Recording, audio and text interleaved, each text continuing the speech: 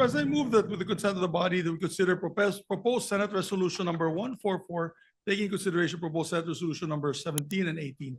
This is the resolution on the ICC house arrest of former President Duterte. So move, Mr. President. Any objection?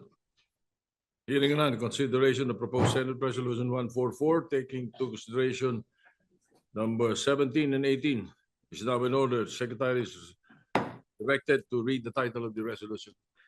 Resolution expressing the sense of the Senate requesting the International Criminal Court to hold former President Rodrigo Roa Duterte under house arrest for humanitarian considerations.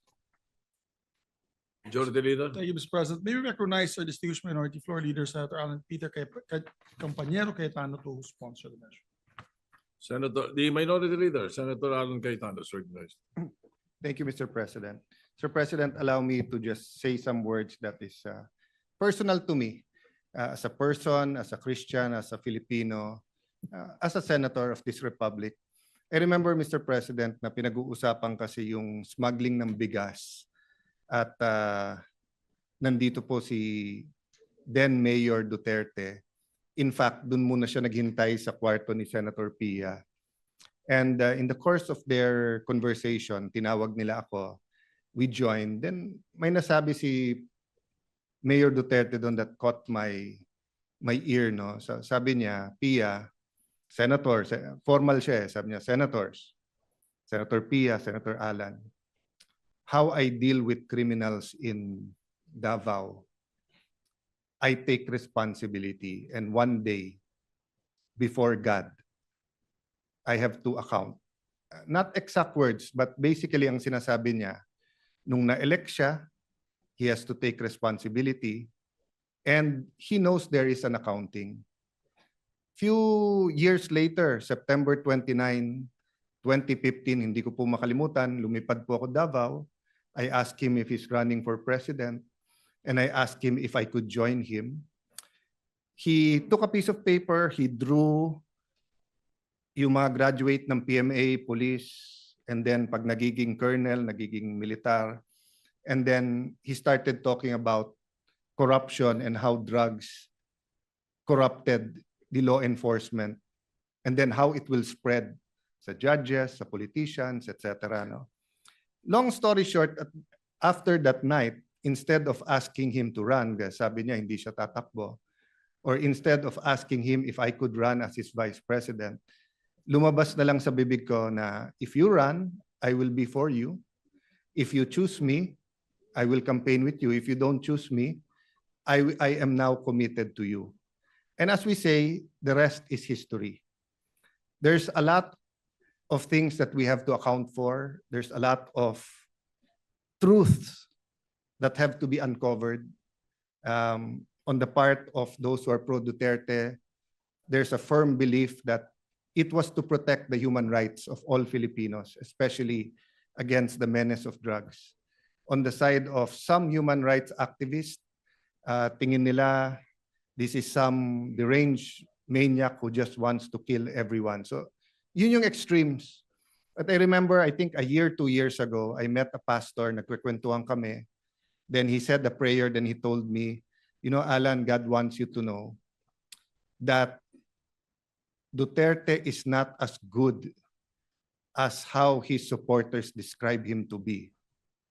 But he is also not as bad as how his detractors want him to be or describe him to be.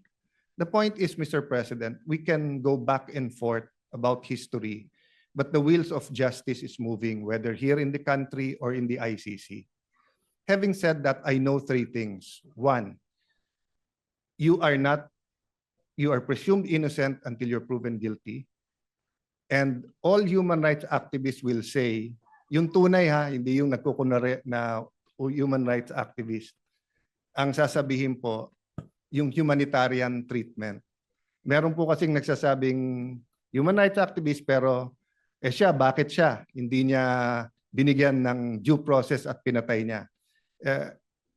I can't help but remember people like Rene Sagisag who stood tall here in the Senate na kahit anong baho nung kaso o nung issue, pagtingin niya dapat may magtanggol, pagtatanggol niya. Di ba? Kasi sabi niya, they deserve a lawyer.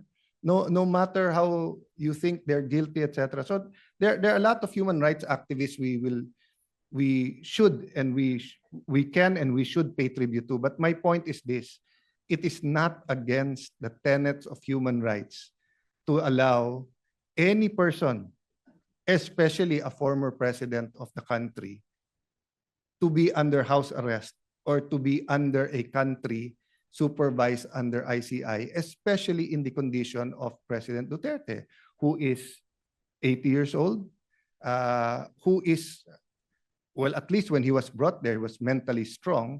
I don't really know how he is now. Pero, Mr. President, I mean, tayo, magkakasama tayo nung pandemic. You were Senate President, I was Speaker, Senate Majority Leader, was Majority Leader. Grabe po yung lungkot nung sa bahay, opisina ka lang. We were still holding office, pero can you imagine how President Duterte is coping now? So I'll oversimplify the resolution, and I know members of the Senate, especially the minority, will also speak. No, most of us here served with President Duterte, regardless whether we're always in agreement, disagreement with him. I wasn't always in agreement with him. No, but having said that, Mr. President, ang appeal lang po is humanitarian treatment, and ang appeal po is that we do it as a country. So first step ang Senate, but I'll use this podium to appeal to Malacanang. Might disagree very much with the Dutertes now, with all his children or most of his children, with some of his grandchildren, with people who claim to be Duterte diehard supporters. But again, balik tayo sa humanitarian. Pag tinakpan natin yung pangalan o yung mukha niya, at ganun yung sitwasyon, tutulong ba tayo o hindi? Di ba? So, I was looking for something to read the other night. Nabuksan ko po yung isang libro saying, hindi bago nung sinabi ng Panginoon Jesucristo, love your enemies, pray for them, pray for people who prosecute you. Sabi sa Leviticus pa lang, nandun na yon. So I guess part of our struggle as a people is, how to deal with each other when we disagree politically. And again, hindi ko po binababa yung temperature. Human rights is important. All these issues should be threshed out, and it will be threshed out in the ICC. Di ba? May ICI ka na dito, may ICC ka doon. So, but one thing we don't want to do, is to see the former president suffer as if it is a punishment when he has not been convicted. So, Mr. President, this is not only for him, but it is for us as a nation. I cannot imagine what the country will do if something, I don't want to say it, but if something happens with him in the detention center at wala man tayong ginawa. So I'd like to thank you, Mr. President, the Majority Leader. I'd like to thank our colleagues that we took this up today, but I'd like to appeal to the palace na pag-aralan din nila. Just on that humanitarian, huwag nyo nang pansinin lahat ng tumitira o nagsasabi sa inyo o sa politika. Ang punto dito, he's a citizen of our country, he's 80 years old, he needs medical attention, he needs his family, he needs people to talk to. So thank you for this opportunity, Mr. President, and may I defer naman to the Majority Leader who will also sponsor this measure. Thank you, Mr. President. Majority Leader, Thank you, Mr. President. May I be allowed to just co-sponsor the measure. If I may. proceed. Thank you, Mr. President. Mr. President, yung akin dito hindi politika. Hindi na politika po. Whether I'm administration or on the other side, I'm for the country, you know that. I'm for the Senate. I believe in the Senate. And I believe the leaders of the Senate, the leadership of the Senate, and of course the leaders of our country. We want our country to move forward. But out of humanitarian concerns, I have a father, Mr. President, who's 85 years old. He might be listening right now, as a matter of fact. And as 85 years old, he has to be assisted. Because once you're over 80 years old, po, your balance, you have a problem with your balance. I see that with my father and my mother that has to be assisted. She's 82. Mr. President, Yung tatay ko may medyo hindi na early stage dementia kasi minsan nakakalimot na rin siya sa mga anak niya. At talagang pag ganun ang stage, pati gamot nakakalimutan niya. So imagine you have a leader, former leader of the president, on isolation in that area na not assisted, talagang madideteriorate yung tao, Mr. President. We accord in the Philippine law accords persons of or detainees, persons deprived of liberty, a chance to see their family, a chance to even get visitors from not just family members but also other members of their circle. I remember also former President Joseph Estrada was given hospital arrest, and he was also given he was accorded certain liberties even when he was arrested. Former President Gloria Macapagal Arroyo also was given hospital arrest and given certain liberties also while arrested. Ako, hindi na po ito politika. Huwag nyo nang isipin, DDS o Marcos or kabila. Hindi po. Ito po, I'm speaking as a son who has a father that has the same illnesses that the president is feeling right now. So mine is more an humanitarian, compassionate request. That's why we toned down the resolution, Mr. President.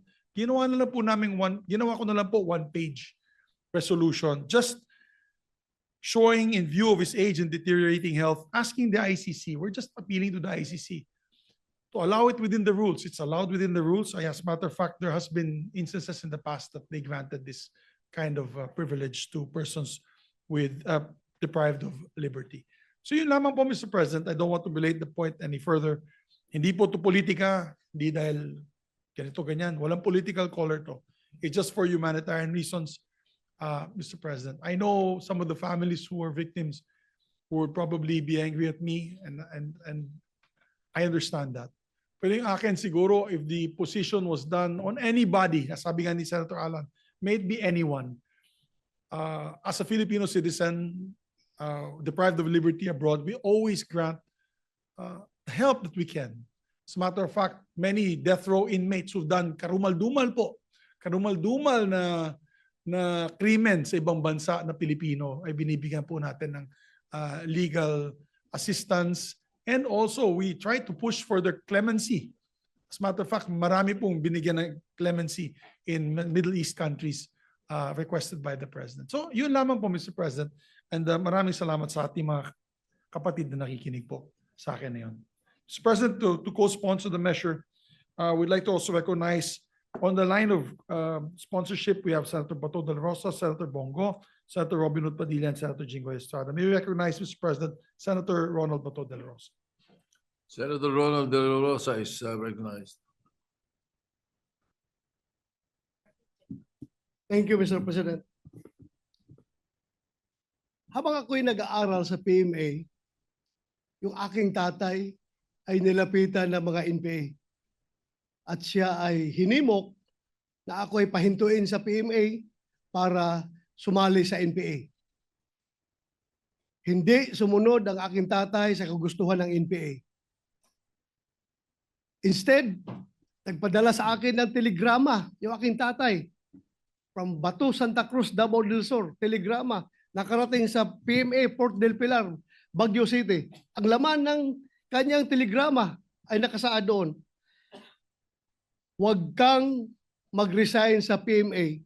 Bahala na kung ako'y patayin ng NPA kasi ikaw lang ang pag-asa ng iyong mga kapatid na makapag-aral. So hindi ako nag-resign, nagalit ang NPA, hinanting ang aking tatay. Noong araw na patayin na sana ang aking tatay ng mga NPA, napansin ng aking kapatid na babae na 12 years old, na palapit na yung mga armado sa aking tatay. Habang ang aking tatay ay nagmamaniho ng tricycle, papunta sa amin, mag-parking, palapit na yung mga NPA para tirahin na siya, naglupasay yung aking kapatid na babae dahil alam niya na may mangyari sa tatay namin. Napansin ng tatay ko, kaya sumibat ang aking tatay. Kinabukasan, buong pamilya sumakay ng barko doon sa Davao Pier. Sumakay ng barko, pumuntang Manila. Ang suot-suot lang. Yung damit lang na suot nila, wala silang nadalang gamit. Pagdating dito sa Manila, sila'y nakitira dyan sa squatters area sa may barangay Butukan, Project 2, Quezon City. Sa likuran lang ng Quezon City Police District. Pagkatapos, kami ay lumipat na doon sa squatters area pa rin, sa may Batasan, Quezon City. Noong ako'y graduate ng PMA, assign ako sa Davao at nagkataon na yung aking tatay ay nagkasakit. Nung siya nanghihina na, ang pakiusap niya, Dong, pwede ba akong makauwi ng Davao kasi gusto kong lumanghap ng preskong hangin sa Mount Apo at kumain ng kinilaw na isda at uminom ng tuba. Bago man lang ako mamatay, pauwiin mo ako ng Davao.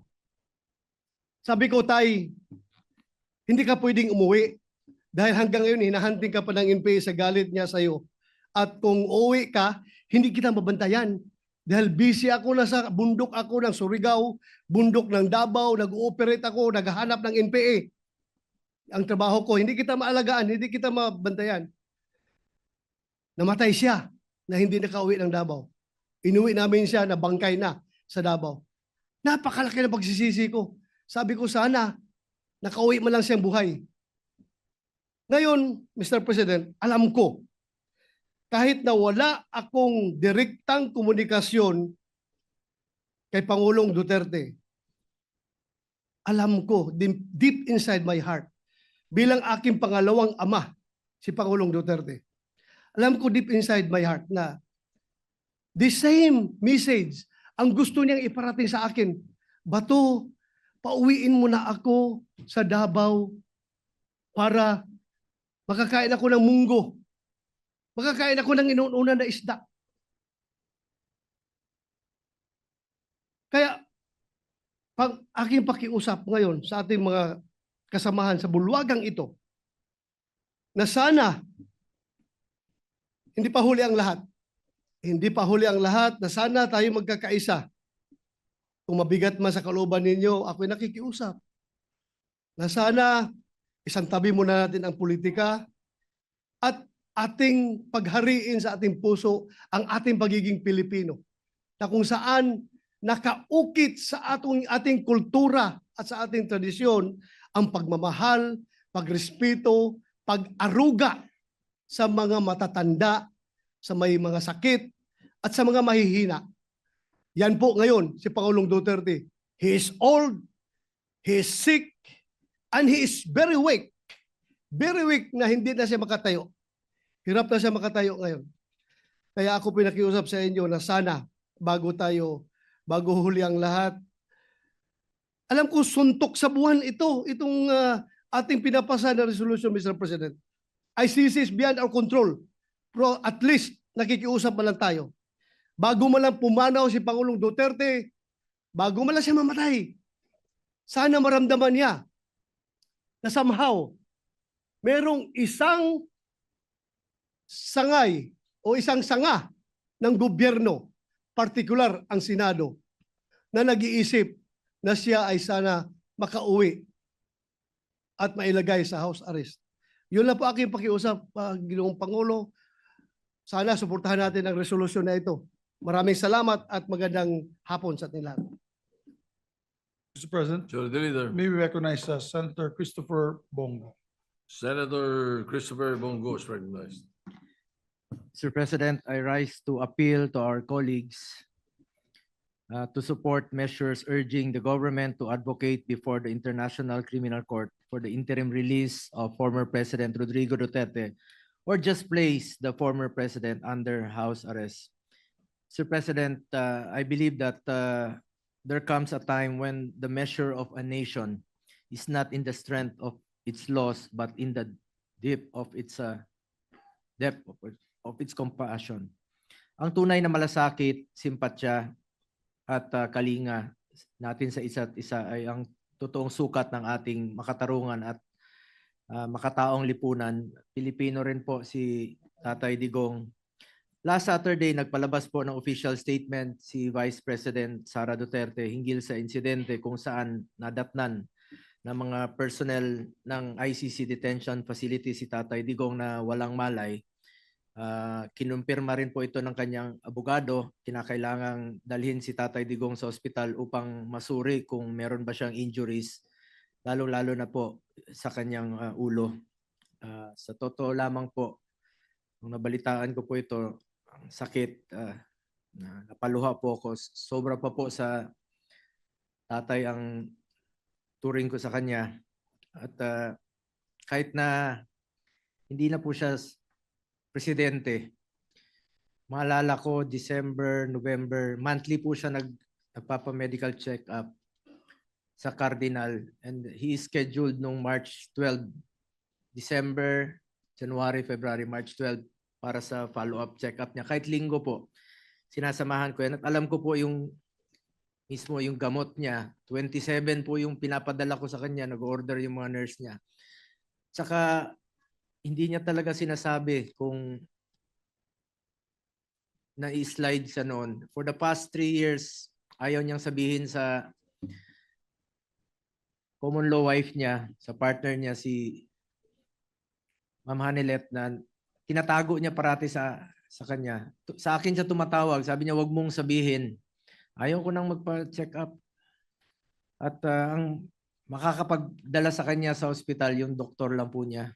Pag tinatakot namin siya through his doctor. Totoo po yun. Ang nakakatakot lang po ngayon, wala po siyang matatawagan, wala siyang masasabihan. At kilala ko po si Tatay Digong. Ano yun eh. Siya na mismo parang pagod na rin po siya. Parati niyang sinasabi noon pagkatapos ng kanyang presidency, pagod na. Talagang tinamaan rin po yung kanyang katawan, yung kanyang edad. Sa kanyang edad at during the pandemic, maalala ko 2016 kasama si Senator Cayetano. Umiikot, sobrang lakas pa niya noon. Pero panahon ng pandemya, wala na. Talagang humina po siya na minsan natutumba lang. Siguro hindi ko na po mabilang sa kamay ko ilang beses na po siyang natumba mismo sa bahay niya. Dahil sa mahina na yung tuhod, minsan nakakalimot na po siya. Pilipino naman po si Tatay Digong. Masakit lang po sa akin dahil sa totoo lang, sobra pa po sa tatay ang turing ko sa kanya. Mas nakakasama ko po siya for the past 25 years kesa sa totoo kong tatay. Totoong tatay ko, 5 taon ko hindi nakikita. Tatay Digong, 350 out of 365 days. Nakakasama ko siya until 2022 dahil tapos na po ko yung termino niya at may trabaho naman po ako dito sa Senado. Ang nakakalungkot po dito, baka God forbid, meron pang mas malalang mangyari sa susunod sa kanya. Mas nakakatakot po yun kung doon po mangyari ito sa ibang bansa. Ako po'y nakikiusap sa ating mga kasamahan, kahit nga sabi ni Senator Bato, suntok sa buwan po ito. Bago po huli ang lahat, sana po'y maramdaman naman niya yung ating suporta. Kahit pa paano naman po'y naglingkod po siya sa atin ng 6 na taon ng buong puso. Hindi na po tatakbo ng presidente, dapat yon. Pero sa hindi po inaasahang pagkakataon, tumakbo po siya at pili po ng Pilipino. Former President Duterte has absolutely no intention to evade or escape accountability. If any, ilang beses na niyang sinabi, he takes full responsibility for his decisions. Ang hinihingi lang po natin ay konting konsiderasyon lang po para sa isang Pilipino na naging leader natin noon, na talaga naman pong binigay niya po ang lahat para sa ating mga kababayan. Di po ako titigil sa aking pakikiusap sa lahat. Let's bring him home. Hindi po sanay mag-isa si former President Duterte. Mahirapan talaga yon. At hindi ko po alam kung hanggang kailan niya po matitiis na mag-isa. 2 araw lang, naghahanap ng kausap yon, naghahanap ng mapupuntahan. Sana po magkaisa po ang Pilipino. Sana po wag nating ipagkait kay Pangulong Duterte ang karapatang dito na po tumanda sa atin.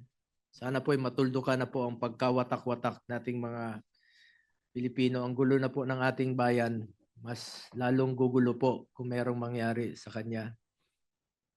Once again, I'm appealing to our colleagues to support and call for the house arrest of former President Duterte, kung ano man pong pwede nating maitulong sa kanya bago huli na po ang lahat. Maraming salamat po, Mr. President. Majority Leader. Thank you, Mr. President. Next to sponsor the measure, Senator Robin Hood Padilla, Mr. President. Senator Robin Padilla is recognized. Maraming salamat po, Ginoong Pangulo, at sa ating pinunong mayorya. Una po sa lahat, gusto ko rin po magpasalamat sa mga senador na nagbigay po sa amin ng lakas loob upang ilapit po sa inyo itong usapin na ito. Alam niyo po, mga kasama, ang pagkakakilala ko po kay Tatay Digong, kaya po siya ay aking iniidolo. Ito pong taong ito ay matapang na tao. Nasa kanya po lahat ang katangian, parang isang katulad ko ay sumaludo. Pero dumadating po sa punto na ang isang tao ay tumatanda. Alam niyo po, kung ikukumpara ko yung pangungulungan ko dito sa Pilipinas, sa pangungulungan ng ating Tatay Digong, ay napakalayo po. Sapagkat ang kulungan po natin ay hindi po parehas ng kulungan sa ibang bansa. Si Digong po ay nakakulong sa napakaliit na kwarto.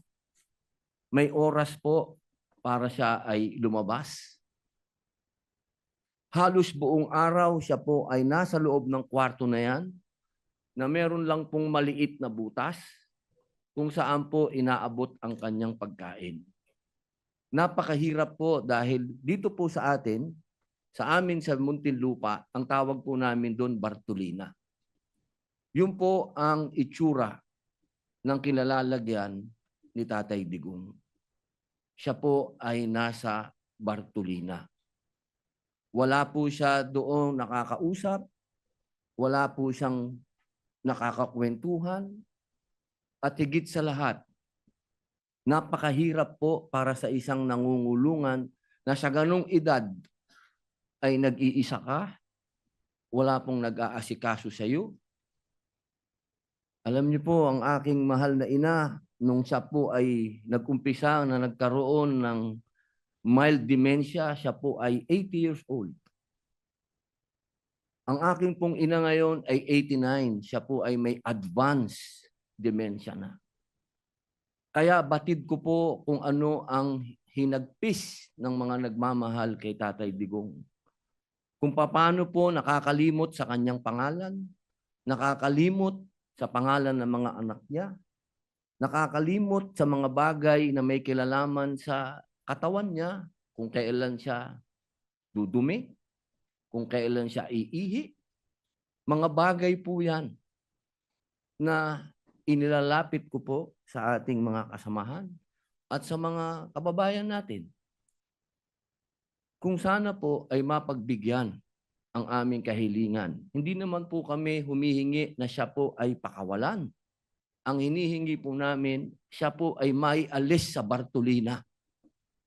Iba po ang pangungulungan sa ibang bansa sa pangungulungan sa atin. Alam ko po, batid ko po, meron pong mga katulad niya na nakulong dito sa bayan natin.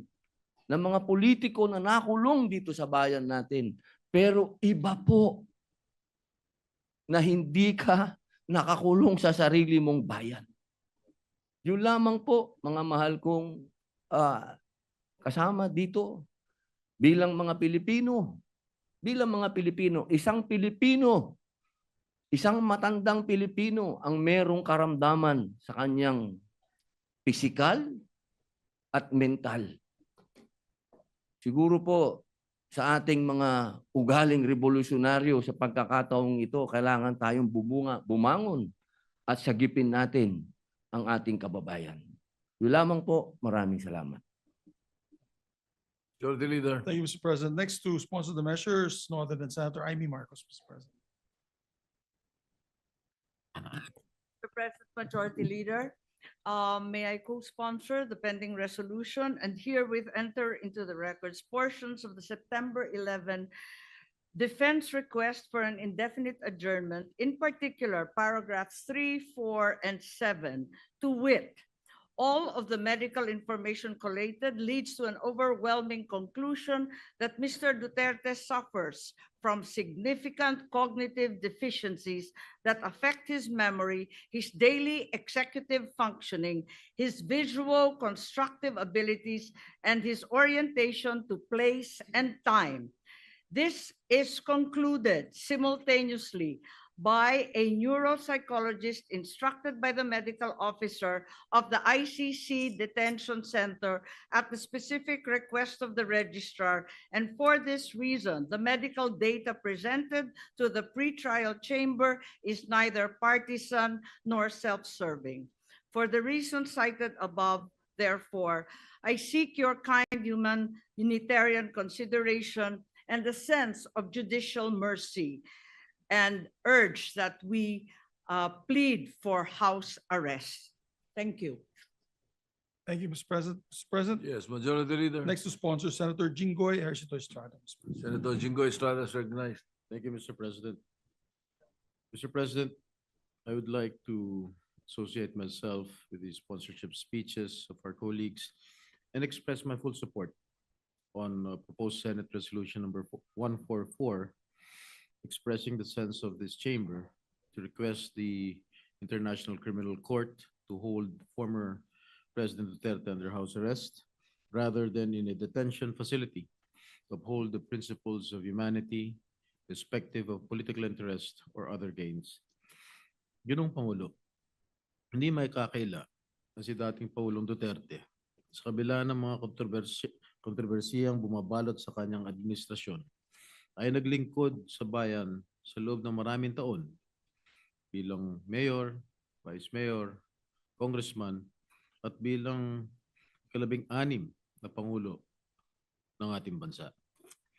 Naunawaan ko na may iba't ibang pananaw ang bawat isa sa atin dito hinggil sa naging pamumuno ng dating pangulo. Gayunpaman, hinihingi ng pagkakataon ang habag at pagpapairal ng konsiderasyon sa lumalalang kalagayan ng kanyang kalusugan. Likas sa ating mga Pilipino ang mataas na pagpapahalaga at paggalang sa mga nakakatanda. Sila na mga tagapag-ingat ng karunungan, kasaysayan at tradisyon ng ating pamilya. At gaya ng karamihan na nasa dapit hapon na ng kanilang buhay, sa edad na 80 anyos. Hindi na siya ang leader na kinamulatan natin ilang taon na nakaraan, matatag sa likod ng pulpito ng kapangyarihan. Bagkus, isa na siya ngayon na ordinaryong ama, lolo at kapwa mamamayan na humaharap sa pinakamabigat na hamon ng kanyang buhay, na higit pang pinabigat ng katandaan at karamdaman. Kaya't hinihiling ko sa aking mga kasamahan, ilang mga senador ng sambayan ng Pilipino. Kasama na rin ang ating mga kasamahan na sila Senator Risa, Senator Kiko, Senator Bam, na pairalin natin ang pag-unawa, pagbibigay halaga sa kalusugan at dignidad na nakatatanda, lalo na may dinadalang karamdaman. Ang pagpapasyang ito ay hindi nangangahulugan ng paglimot o pag-absuelto sa mga ipinupukol sa dating Pangulo. Pagkus ay pagbibigay ng pagkakataon na makapamuhay siya sa ilalim ng makataong kondisyon habang dinidinig ang kanyang mga kaso. Naway manaig ang ating pagkakaisa, lasakit at pagiging makatao. Dahil higit sa lahat, siya ay isa ring kapwa Pilipino. Sabi nga ng aking ama, dating Pangulong Estrada, walang tutulong sa Pilipino kundi kapwa Pilipino. Maraming salamat po, Ginoong Pangulo. Majority Leader. Thank you, Mr. President. Last but not least, to sponsor the measure, Senator Rodante Marcoleta. Senator Dante Marcoleta is recognized.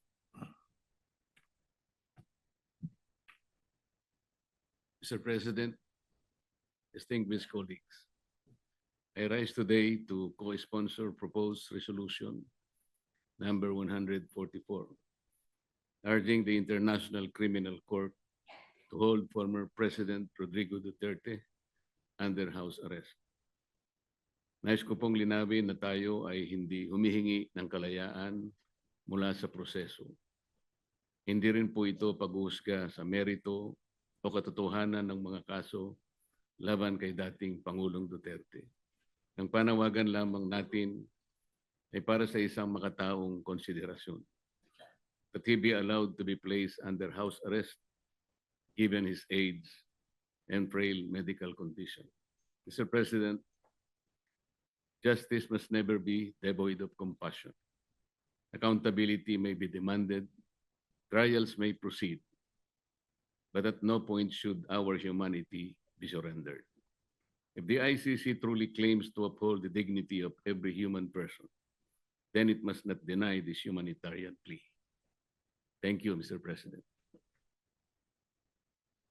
President, Majority Leader. yes, I'm stand corrected. Senator Joel Villanueva would like to also. Senator give us- Joel Villanueva is recognized. Thank you, Mr. President. Thank you, Majority Leader. Mr. President, please allow me to express my deepest thanks and gratitude to my colleagues in the minority bloc for pushing for this resolution that I am supporting, Mr. President. Mr. President, I am in favor of this resolution which respectfully urges the International Criminal Court to consider placing our former president, Rodrigo Duterte, under house arrest on humanitarian grounds. Mr. President, given his advanced age and reported health concerns, this measure affirms the principle that compassion and human dignity must never be set aside, regardless of political views, regardless of political color, or even legal proceeding. Mr. President, I am known to be not a fully supporter of the Duterte presidency. I have been the chairperson of the Senate Committee on Labor for quite a long time. And during that time, magkasama po yung migrant workers at Committee on Labor. And every time we hear somebody, a kababayan, ano man yung dahilan na nakulong siya, na aresto sa ibang bansa, ang lagi po nating inisyal na pagkilos ay tulungan yung kababayan nating ibalik sa Pilipinas. Ibalik sa Pilipinas, dito siya litisin, masiguro na napuprotektahan yung kanyang karapatang pantao. Yun ho yung lagi, unang-unang ginagawa po natin. Nakakalungkot po itong mga nangyari. Agree man tayo o hindi sa pagpapadala sa ICC kay Pangulong Duterte. Mr. President, hindi po layunin ng resolusyon na ito na hadlangan ng proseso. Hadlangan ng proseso ng batas, hindi po layunin. Hindi rin po layunin na magsabi kung siya po ay may sala o wala. Ang panawagan po ng resolusyon na ito ay para sa isang makataong pagtrato. Isang paglapit na nagpapakita na ang hustisya ay maaari pong isabuhay ng may habag at malasakit. This representation, Mr. President, recognizes the national sentiments expressed in these two resolutions, Senate Resolution number 17 and 18. Gayunpaman, Ginoong Pangulo, naniniwala po ang kinatawan na ito na ang resolusyon na ito ay naghahangad na makamit o ma-strike yung balance, Mr. President, sa pagitan po ng paggalang sa mga international na proseso ng batas at ang pagtatanggol sa makataong pagtrato sa isang kapwa Pilipino. Anuman po ang kanyang dating posisyon. Naniniwala po ang representasyon na ito, Mr. President, na ang hustisya ay dapat ipaglaban. Pero hindi kailanman kapalit ang ating pagiging isang makataong lipunan. Maraming salamat, Ginoong Pangulo. Majority Leader. With that, Mr. President, there are requests from some colleagues that we make it nominal voting, yung some would like to vote one way or the other, Mr. President. We'll respect that. And I just ask that if there's an explanation, we can do it after the vote, Mr. President. So I move that we, You are yes, seeking a nominal vote, for the and the resolution, explanation of the votes would be given after, Mr. President. after the voting? Yes, Mr. President, if they want, if they wish to.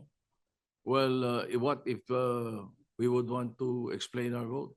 You before- may, Mr. President. It's, of course, it was just an appeal, but you may. Usually, by tradition, we do it after, but if you want to do it while you vote, Mr. President, then we will, of course. Sometimes the accede vote to that the we make, president. because sometimes the vote that we make, the explanation is no longer listened to, Yes, Mr. you President. know? I understand. So that might be able to Yes, Mr. President. explain to the people, the public and the colleagues why you are voting for that particular or your choice or decision on this vote. Yes, Mr. President. So is there no period of interpolation? No more in period of amendments? No more, Mr. President. So this is the PS Resolution 144, 144, Mr. President. which you drafted Yes, and Mr. President. different from the other resolution, the original Yes, resolution Mr. filed? President. This is for me, this would have been the best compromise, where we're focusing only on the humanitarian issue at hand, Mr. President. All right. So move. So any objection? Hearing none, the secretary will conduct a roll call, nominal voting, roll call vote. Roll call vote. Senator Aquino. Senator Cayetano Alan. Senator Cayetano Pia. Senator De La Rosa. Senator Ejercito. Senator Escudero. Senator Estrada. Senator Gatchalian. Senator Go. Senator Ontiveros. You're recognized. Senator Rivera is Salamat. recognized. Salamat po, Mr. President. Mr. President, ginagalang kong mga kasama.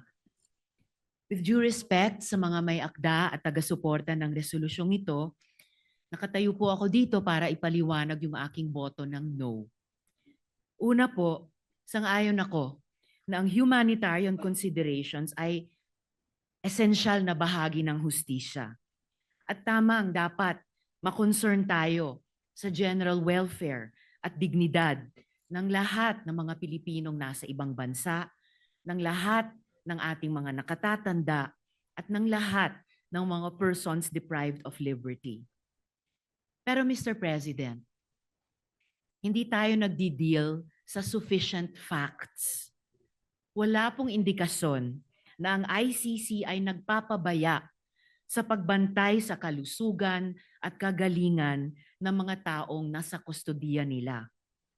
May panayam rin po, ilang araw ang nakalilipas, kung saan sinabi ng pamilya ni former President Rodrigo Duterte na he is well, even jolly, at kaya pa ngang makipag-usap tungkol sa maraming topic, kasama ang politika, flood control, at love life.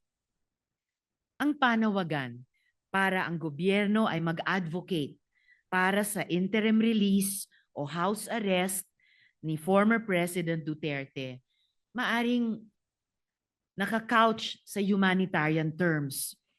Pero nagmumukha ring isa pang halimbawa ng ating gobyerno na nagbibigay ng special treatment sa isang makapangyarihang individual. Tila ba'y isa na naman itong patunay na ang batas ay marahas sa karaniwang Pilipino, pero malambot sa iilang may kapangyarihan. Kapag ordinaryong lolo ang inakusahan ng nagnakaw, pwedeng kulong agad at di makapagpiyansa. Pero dito, gobyerno mismo ang lumalaban para bigyan ng house arrest ang isang taong akusado ng mga napakamabigat na krimen. Totoo po na ang International Criminal Court mismo ay nakapag-grant ng interim release sa iilang exceptional circumstances. Pero pantay na importante, ang ICC ay nag-deny ng mga ganitong request kapag ang interes ng hustisya at accountability ay hinihingi ito. Alalahanin po natin na ang mga international courts ay nakapag-deal na sa maraming aging prisoners. Ratko Mladic and Radovan Karadzic, both convicted for genocide and crimes against humanity, continued to serve their sentences well into old age. And in fact, just this year, Mr. Mladic asked to be released on humanitarian grounds, claiming that he only had a few months to live. The court still denied him, ruling that his medical condition did not meet the threshold of an acute terminal illness that would justify release. Their continued detention was not seen as inhumane because their crimes were too grave, too devastating to entire communities. Totoo naman, si dating Presidente Duterte ay hindi convicted. He stands accused pa lamang. Pero kahit sa kaso ng mga accused persons, nagpakita ang ICC ng pag-iingat. Laurent Gbagbo, the former president of Cote d'Ivoire, was denied interim release precisely because the vast network of supporters he commanded, which posed a risk to victims, witnesses, and to the integrity of the proceedings. Eventually, Gbagbo was acquitted. His day in court came, and he walked free, not because of an early release or house arrest, but because of a judgment. Si dating Presidente Duterte din ay pwede pang umasa sa ganoon. But the path there is through trial, not through early release or house arrest. Kung tunay ngang may sakit ang dating Pangulo, hindi ba't ang solusyon ay dalhin sila sa ospital sa The Hague, Netherlands, habang binibigyan ng angkop na tulong at suporta mula sa Philippine Embassy doon? Mga kasama, ang mga atrocities ng tinatawag na war on drugs ay hindi mga guni-guni lamang. Sila ay mga winasak na buhay ng libo-libong mga mahihirap na Pilipino. Sila ay mga hiyaw ng mga nanay at tatay na ang mga anak kailanman ay hindi na umuwi. Sila ay mga walang markang libingan at yung kultura ng impunity na hanggang ngayon nagmumulto sa ating lipunan. Hanggang sa araw na ito, yang mga pamilya ng mga biktima ay nagdedemand pa rin ng hustisya, katotohanan at accountability, habang patuloy din silang natatakot para sa kanilang mga buhay. Samantalang dito po tayo, nagsusulong ng humanitarian considerations para sa individual na mismong akusado ng mga krimen laban sa kanila at laban sa humanity. Noong 2016, sinabi ni Presidente Duterte na wala siyang pakialam sa human rights. At kahit iutos pa ang pagpatay, walang makakaaresto sa kanya. Immune siya dahil matanda na siya pagkatapos ng termino. Sabi niya, wala silang laban. Tama ba si Presidente Duterte? Ang resolusyong ito ang magiging sagot ng Senado sa tanong na iyan. Alang-alang sa pagrespeto sa hustisya, fairness, at alaala nung ang mga buhay nila ay ninakaw at winasak.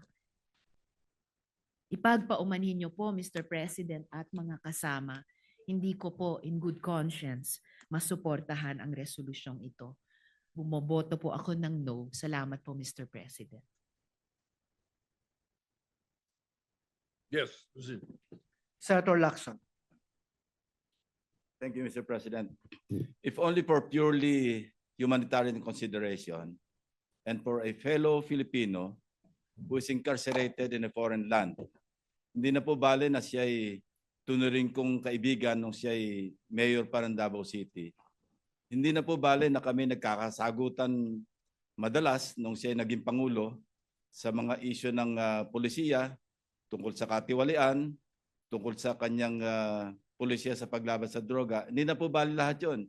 Sa akin lang po, for a fellow Filipino na nando sa napakalayong lugar at nakakulong, I vote yes or in favor of resolution number 144.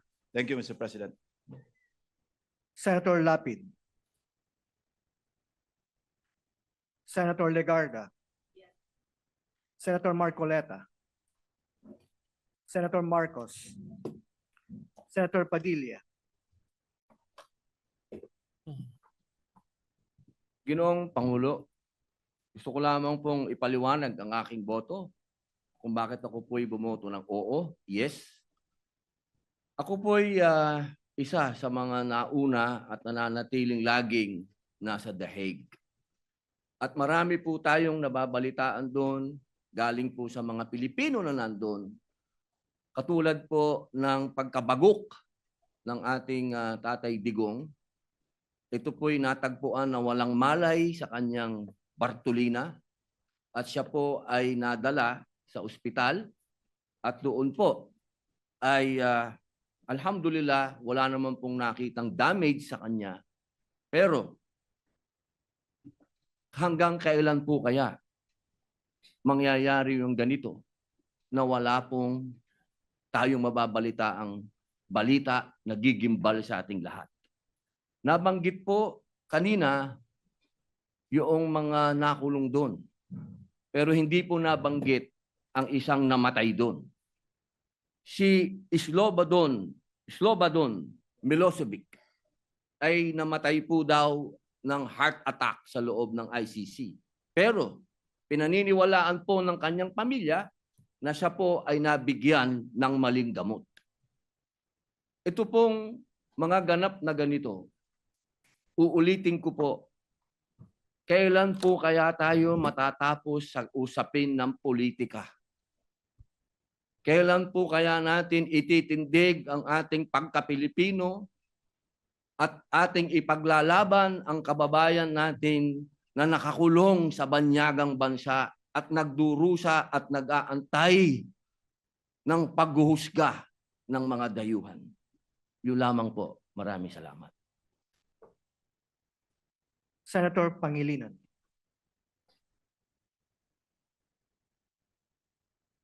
Ako po ay bumuboto ng no. Pinakinggan ko ang mga sponsorship speeches ng ating mga kasamahan. Tama naman. May basehan para sa humanitarian consideration dahil may edad na. Hinihingi ng isang paraan para ma-house arrest. May basihan po ito base sa mga argumento na nabanggit kanina.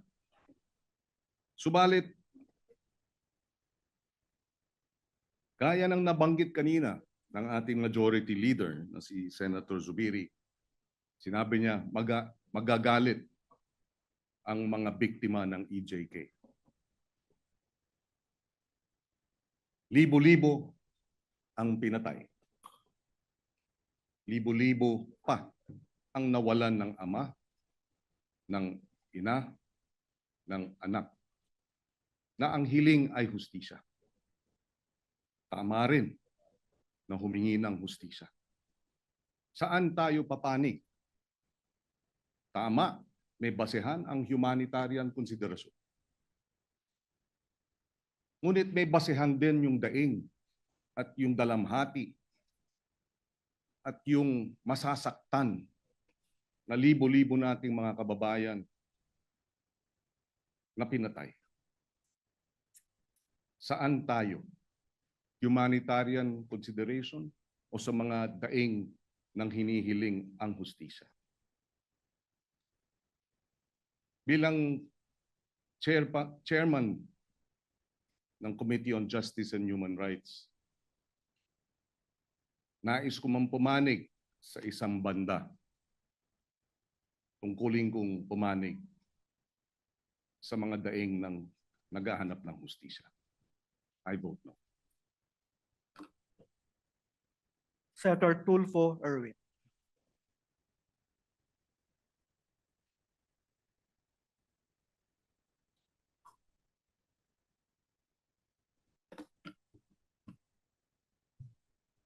Mr. President, distinguished colleagues, and my countrymen. This resolution will further divide our nation. But I rise to explain my vote in favor of a Senate resolution requesting the International Criminal Court to place former President Rodrigo Roa Duterte under house arrest rather than continued detention at the ICC facility in The Hague while awaiting trial for crimes against humanity. Mr. President, my decision is not a judgment on the merits of the case. The charges will be heard and decided by the proper tribunal. Rather, my vote is guided by humanitarian considerations. Former President Duterte is now 80 years old. According to reports, his health is deteriorating. Hindi po ito unang beses sa ating kasaysayan na tayo ay naging mahinahon at makatao sa dati nating mga pangulo. Noong 2001, si dating Pangulong Joseph Estrada ay pinayagang manatili sa house arrest. Ganon din po si dating Pangulong Gloria Macapagal Arroyo na pinayagan sa hospital arrest dahil sa kanyang kalagayan noon. In granting the same to former President Duterte, we are not excusing accountability, Mr. President. As a nation that values compassion and respect for human dignity, kahit pa po sa mga akusado, we must show the world that justice is not driven by vengeance, but by fairness and humanity. Hindi po natin hinihingi ni pa walang sala siya sa kanyang mga nagawa. Tama po, sa libu-libo nating kababayan. We cannot just close our eyes. What we want, we are simply affirming compassion without abandoning justice, Mr. President. The law must be firm, yes, but it must be also be humane. Maraming salamat po. May God bless our people and our nation. Thank you, Mr. President. Senator Tulfo Rafi. Senator Villanueva. Senator Villar Camille. Senator Villar Mark. Senator Zubiri. Senate President Soto III. Your Honors, I am faced with two equally important issues affecting life and liberty. To afford PRRD with the optimal condition of his detention that will be beneficial for his physical and mental health, while taking into consideration the plight of the families who are seeking justice for the alleged crimes against humanity. I am supportive of any efforts to bring comfort to PRRD and to uplift his well-being during this crucial time. However, my choice or decision in my conscience might even help in further dividing the nation. Therefore, I register an abstention. Majority Leader. Thank you, Mr. President. Maybe we also recognize Senator Cayetano. We pass. Senator Cayetano is Mr. recognized. President, may I ask how my vote was recorded? Yeah, Sir President, may I record my vote as yes, and may I brief explanation, Mr. President? Go ahead.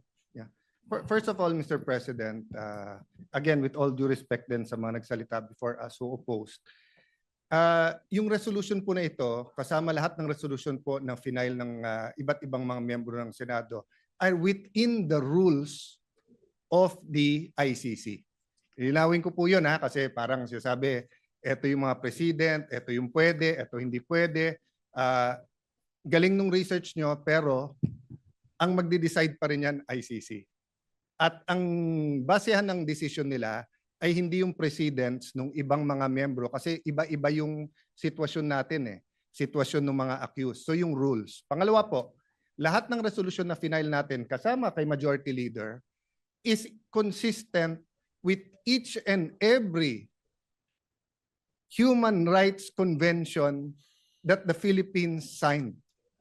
So what I want to emphasize, Mr. President, is iba ang vengeance sa justice Ang vengeance is an emotional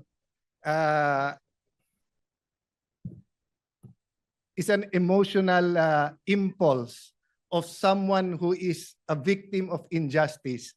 In Tagalog, gusto niyang gantihan. Ang justice, hustisya, ay well-defined sa international community, and I know that as a former Secretary of Foreign Affairs. At yan po ay nakatala sa ating konstitusyon, sa international conventions, sa human rights, etc., pati sa ICC. At pag ikaw ay hinuhusgahan pa lang o ikaw ay kinakasuhan pa lang, in fact, na-postpone yung yung confirmation of charges kasi tinitignan pa nga kung maiintindihan ng akusado yung i-accuse sa kanya. So, kasama lahat po dyan sa justice is hindi mo muna gagantihan siya habang siya ay innocent until proven guilty. Tignan niyo halimbawa si dating Senator Leila de Lima. Wag na yung ibang mga senador, di ba? Grabe din po ang akusasyon sa kanya, droga. Pero pumayag po lahat. Pati po ang pinakagalit sa kanya na out of humanitarian, meron siyang detention facility sa Camp Crame, no? At meron siyang cellphone at nakakapag-function pa rin siya dito. So lastly, Mr. President, I will not argue anymore